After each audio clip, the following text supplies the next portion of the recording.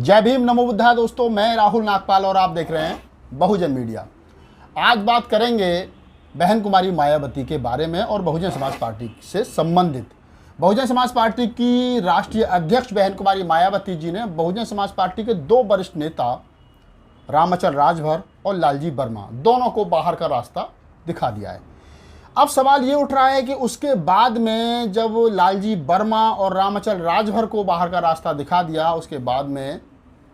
जो लालजी वर्मा है उन्होंने एक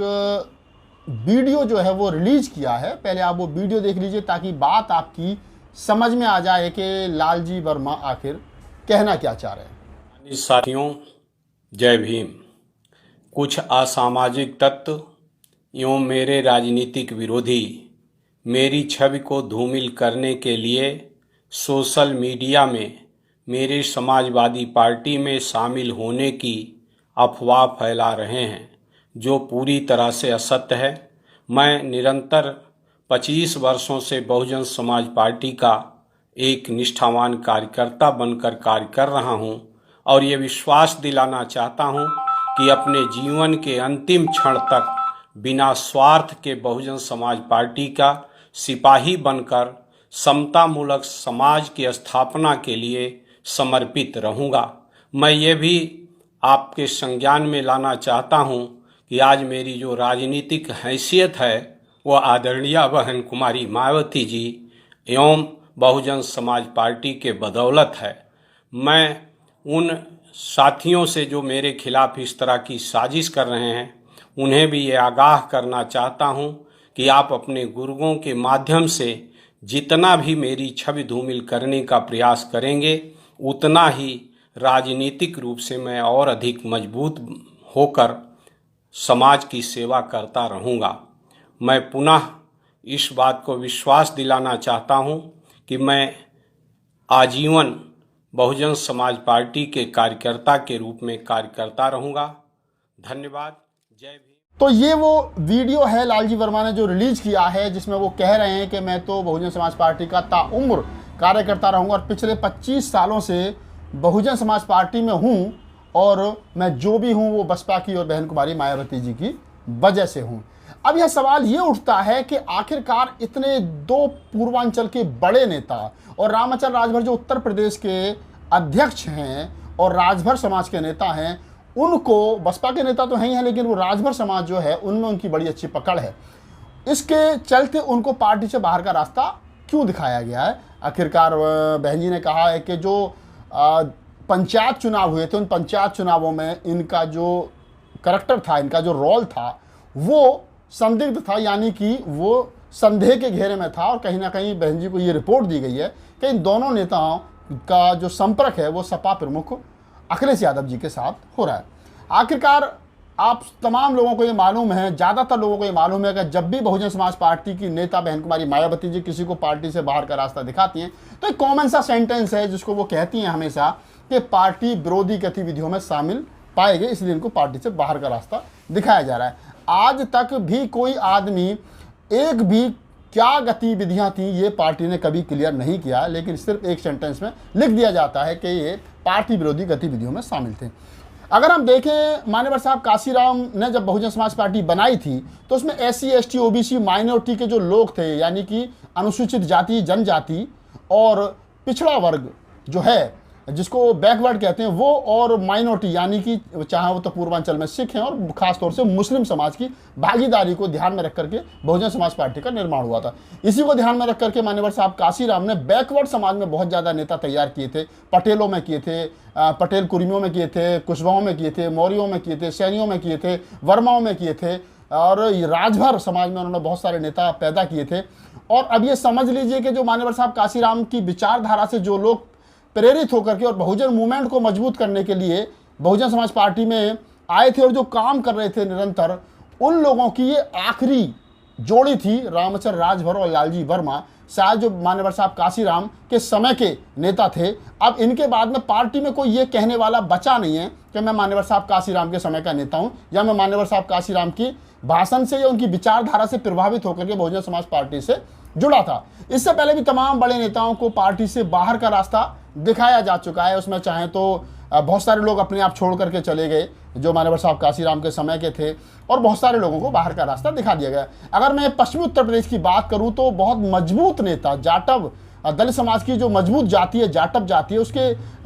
मजबूत नेता योगेश वर्मा, जिनकी मिसेज जो है वो मेरठ से महापौर हैं, सुनीता वर्मा, और वो खुद भी 2 बार विधायक रहे हैं, और एक बार जब उनका टिकट काट दिया था तो निर्दलीय वो चुनाव फाइट किया था उन्होंने, कुछ वोट से वो जो है रह गए थे, और इस बार 2019 के चुनाव में उन्होंने लोकसभा बुलंदशहर से चुनाव भी लड़ा था। उनको भी पार्टी ने बाहर का रास्ता दिखा दिया है। पता नहीं, उन पर भी यही एक आरोप लगाया था कि पार्टी विरोधी गतिविधियों में शामिल पाया गया। उन्होंने भी कहा था कि मैं तो बहन जी का सिपाही हूँ, मुझे कम से कम मिलें तो सही, मुझे बताएं तो सही मेरी गलती क्या थी। आखिरकार जो राजनीतिक व्यक्ति है वो कहीं ना कहीं तो जाएगा, वो भी समाजवादी पार्टी में चले गए। अगर हम और पीछे जाएं तो स्वामी प्रसाद मौर्य, बाबू सिंह कुशवाहा, सोनलाल पटेल, ऐसे बहुत सारे नेता आपको पूर्वांचल के मिल जाएंगे जो मान्यवर साहब कांशीराम के समय के थे, जो बाद में साहब के ना रहने के बाद भी बसपा में काम करते रहे, लेकिन उनको या तो पार्टी छोड़नी पड़ी या उनको पार्टी से बाहर का रास्ता दिखा दिया गया। इसमें दद्दू प्रसाद जी एक पूर्व कैबिनेट मंत्री, उनका नाम भी हम यहाँ पर ले सकते हैं, कि उनको भी पार्टी से बाहर का रास्ता दिखा दिया गया। मेरी दद्दू प्रसाद जी से बात हुई थी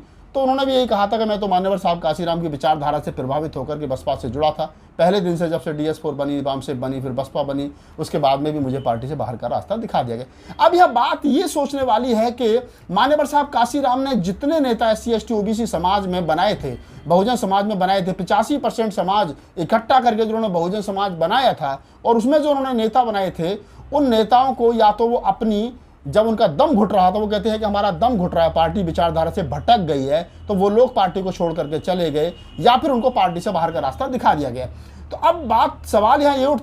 उठती है कि मान्यवर साहब काशीराम के जमाने के जो नेता थे, जो बहुजन मूवमेंट के नेता थे, जो जमीन से जुड़े हुए नेता थे, वो तो पार्टी छोड़ करके चले गए, पार्टी से बाहर का रास्ता दिखा दिया गया, और नए नेता हमने तैयार किए नहीं हैं जो जमीन से जुड़े हैं और जो कैडराइज नेता हों, ऐसे नेता हमने तैयार किए नहीं हैं। और बड़ा सवाल यह है कि पार्टी आखिर यहां से आगे किन नेताओं के हवाले है।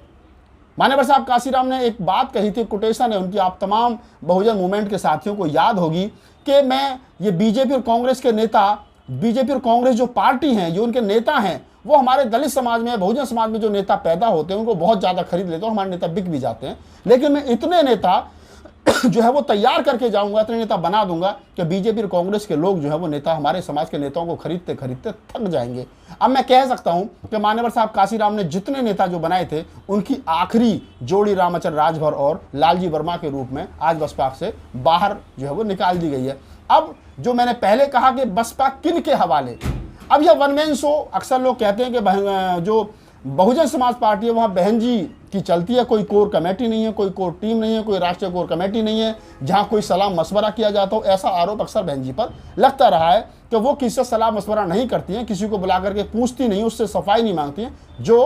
पंडित जी कह दें, सतीश मिश्रा जी कह दें, वो सही, और बाकी बहुजन समाज के नेता कुछ भी कहते रहे, उनकी किसी की कोई ज़्यादा चलने वाली है नहीं। अगर मैं ब्राह्मण नेताओं की भी बात करूँ यहाँ पर, तो रामवीर उपाध्याय पार्टी के उस जमाने के सबसे पहले ब्राह्मण नेता थे, जिनकी पत्नी जो सीमा उपाध्याय थी, जो सांसद रही है फतेहपुर सीकरी से, उन्होंने बहन कुमारी मायावती जी के पैर धोए थे। आप समझिए कि इतना बड़ा ब्राह्मण परिवार नेता मुकुल उपाध्याय, रामवीर उपाध्याय, सीमा उपाध्याय, जो पार्टी के इतने वफादार रहे, उनको भी पार्टी से बाहर का रास्ता दिखा दिया गया। अब मैं कह सकता हूं, इतने सारे नेताओं को पार्टी से बाहर का रास्ता दिखा दिया, नया कोई नेता हमने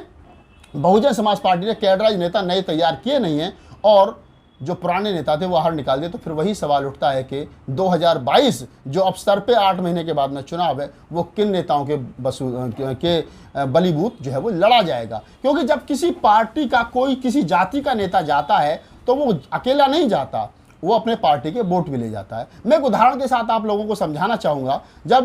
बाबू सिंह कुशवाहा और स्वामी प्रसाद मौर्य पार्टी से बाहर गए तो उस समय मैं पूर्वांचल का दौरा कर रहा था, खीरी, लखीमपुर, देवरिया, बस्ती, आजमगढ़, फैजाबाद, ये तो पूर्वांचल का इलाका है। मैं इधर घूम रहा था तो मैंने बहुत सारे लोगों से बात की। उन्होंने कहा कि, मैंने कहा कि वोट किसको दोगे, 2017 का चुनाव था, तो उन्होंने कहा कि अब तक तो बसपा को देते रहे थे। वो कुशवा जाति के लोगों से, मौर्य जाति के लोगों से, पटेलों से मैंने बात की, तो उन्होंने कहा कि अब तक तो हम लोग बसपा को वोट देते रहे थे, लेकिन अब तो साहब बीजेपी को देंगे, क्योंकि हमारा नेता थे बाबू सिंह कुशवाहा, वो तो अब मायावती ने निकाल दिए। हमारे नेता थे स्वामी प्रसाद मौर्य, वो तो, इसका मतलब ये स्पष्ट होता है कि जब कोई नेता जाता है तो वो अपने वोट भी अपने साथ ले जाता है। तो जो मान्यवर साहब काशीराम ने 6743 जातियों को इकट्ठा करने का सपना जो देखा था और जिनको मिलाकर के बहुजन समाज बनाया था, आज वो बहुजन समाज कहीं ना कहीं बिखरता हुआ नजर आ रहा है। और जो बहुजन समाज की पार्टी थी, जिसको बहुजन समाज पार्टी कहते थे, अब वो सिर्फ चमारों की पार्टी बनकर के रह गई है। और अब निकट भविष्य में जो 18 से 25 साल का जाटव चमार युवा है, वो भी बसपा से छिटकता हुआ नजर आ रहा है। क्यों आ रहा है? क्योंकि वो कहता है कि बहन जी हमारी जाति की हैं, बिरादरी की, हम उनका सम्मान करते हैं, लेकिन कहीं ना कहीं ना तो कोई बहन जी से मिल सकता है, ना अपनी बात कह सकता है, उनके साथ फोटो खिंचवा सकता है, ना वगैरह वगैरह बहुत सारे आरोप लगते हैं। जबकि अखिलेश यादव से मिल करके हम लोग उनसे अपनी बात कर सकते हैं, उनके साथ चाय पी सकते हैं, उनके साथ फोटो खिंचवा सकते हैं। इस प्रकार के बहुत सारे आरोप बहन कुमारी मायावती पर आज का जो युवा, आप देखिए, जाइएगा ग्रामीण क्षेत्र में मिलिए लोगों से, जीरो ग्राउंड पर जाकर के, तो ये सवाल अक्सर जो है सुनने को मिलेंगे। तो बस 2022 का जो चुनाव है, क्या बहन जी अपने फेस पर लड़ेंगी या लोकल नेताओं की भी जरूरत पड़ेगी? क्योंकि लोकल नेता बसपा में रहे नहीं हैं। सतीश चंद्र मिश्रा, जो कि जिनका अक्सर विरोध होता है कि उनको कब पार्टी से निकाला जाएगा, जो उत्तर प्रदेश के अंदर 8-7% ब्राह्मण वोट हैं, उनमें से कितने वोट वो दिलवा पाएंगे ब्राह्मणों के बहुजन समाज पार्टी को? तो क्या ब्राह्मणों के भरोसे सरकार बनेगी? और जबकि सबको मालूम है कि उत्तर प्रदेश का जो मुसलमान है, उसकी पहली पसंद जो है वो अखिलेश यादव शुरू से रहा है, और सेकंड यानी अखिलेश यादव कहें तो समाजवादी पार्टी जो है वो शुरू से रही है, और दूसरी पसंद जो है वो कहीं ना कहीं बसपा उनकी रही है। इन दोनों पार्टी में से जहां मजबूत होता है, अगर सपा बीजेपी के प्रत्याशी को हरा देगी तो वो सपा को वोट करते हैं, पहले प्राथमिकता सपा होती है और सेकंड उनकी बसपा होती है। तो आप समझ सकते हैं कि इस स्थिति में कि जब लोकल नेता ना हो और एक नेता सिर्फ सतीश मिश्रा जिसके ऊपर पार्टी दाव लगा रही हो, तो ऐसे में क्या उम्मीद है कि 2022 में पार्टी किधर जा रही है? क्योंकि हमारे पास ज़मीनी नेता बचे नहीं हैं। ज़मीनी नेता या तो पार्टी छोड़ करके चले गए, या हमने खुद उनको बाहर का रास्ता दिखा दिया। ऐसे में अकेले बहन कुमारी मायावती और सतीश चंद्र मिश्रा, क्या दोनों 2022 में बहुजन समाज पार्टी की सरकार या बहन कुमारी मायावती को मुख्यमंत्री बना सकते हैं? क्योंकि अभी तक अखिलेश यादव यानी समाजवादी पार्टी से गठबंधन तोड़ने के बाद में अभी जो एससी समाज है, जो इंटेलेक्चुअल समाज है, जो प्रबुद्ध समाज है, और उसमें जो समझदार लोग हैं, वो अक्सर ये कहते रहे कि समाजवादी पार्टी से गठबंधन तोड़ करके बहुत बड़ी गलती की है, हमें गठबंधन नहीं तोड़ना चाहिए था। और मैं आज जैसी मुझे वर्तमान राजनीति में, वर्तमान समय में जो राजनीति में से अंदर से कुछ बातें निकल करके आ रही हैं, उनमें ये लग रहा है कि जो हालात, जिस प्रकार से रामजी गौतम को बसपा सुप्रीमो मायावती ने बीजेपी से मिलकर के राज्यसभा सांसद बनवाया है, अगर वही स्थिति 2022 के चुनावों में रही और अगर बसपा सुप्रीमो किसी कारणवश बीजेपी के समर्थन में जाती हैं,